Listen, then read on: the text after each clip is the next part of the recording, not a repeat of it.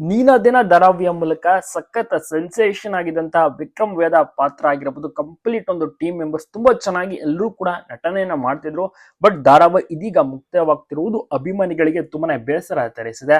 ಹೌದು, ಹಲವು ವರ್ಷಗಳಿಂದ ಪ್ರಸಾರವಾಗಿದ್ದಂತಹ ನೀನಾದೇನ ಧಾರಾವಾಹಿ ಇದೀಗ ಮುಕ್ತಾಯದ ಹಂತಕ್ಕೆ ಬಂದಿದೆ.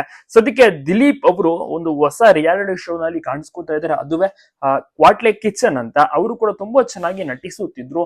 ಈ ಒಂದು ಧಾರಾವಾಹಿ ಮೂಲಕ ಅವರಿಗೆ ಬೇರೆ ಬೇರೆ ಆಫರ್ಸ್ ಗಳು ಕೂಡ ಸಿಕ್ತು. ಡ್ಯಾನ್ಸ್ ಶೋ ನಲ್ಲಿ ಕೂಡ ಭಾಗವಹಿಸಿದ್ರು. ಎಲ್ಲವನ್ನೂ ಕೂಡ ತುಂಬಾ ಚೆನ್ನಾಗಿ ನಿಭಾಯಿಸಿದ್ರು. ಬಟ್ ಕಥೆಯು ಕೂಡ ಅಂತ್ಯ ಆಗಿರುವಂತಹ ಕಾರಣ ಈಗ ಧಾರಾವಾಹಿಯನ್ನು ಕೂಡ ಮುಗಿಸುತ್ತಿದ್ದಾರೆ.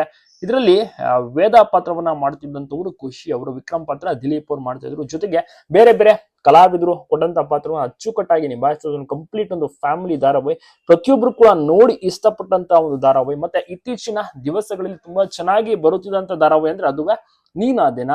ಅಷ್ಟು ಚೆನ್ನಾಗಿರುವಂತಹ ಒಂದು ಕಥೆಯ ತಿರುವುಗಳು, ಬಹಳಷ್ಟು ಇಂಟ್ರೆಸ್ಟಿಂಗ್ ನಿಂದ ಪ್ರತಿದಿನ ಜನರು ನೋಡುತ್ತಾ ಕುಳಿಯುತ್ತಿದ್ರು.